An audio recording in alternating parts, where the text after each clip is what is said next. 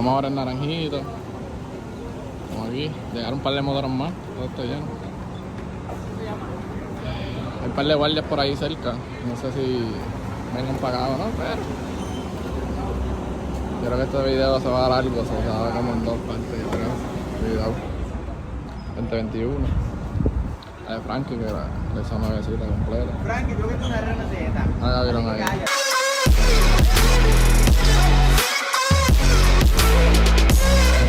Ya, el coche está bien alto.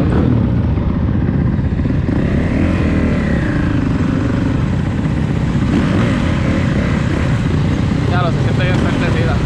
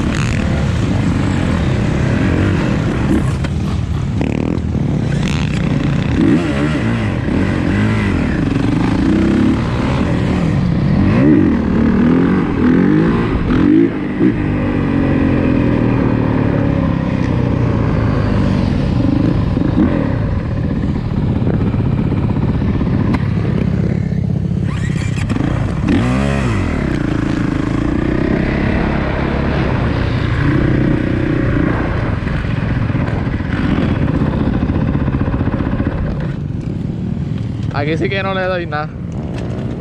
Aquí se ve que estos cabrones se curan aquí. Vente, vente, va a irme allá. ¿De qué? Yo les dije para que vinieran para acá.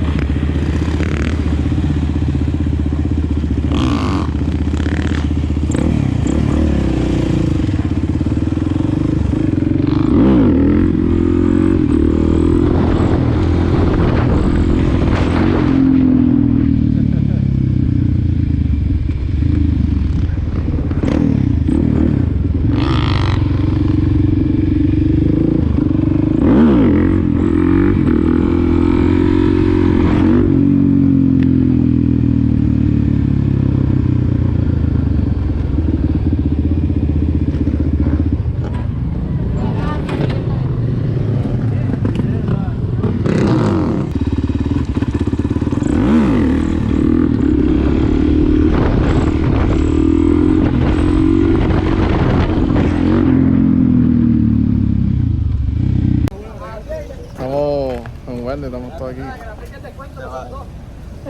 a comer ahora. Mira, no le necesita mascarilla. Estamos llenos aquí hoy. Con la gente por ahí todavía.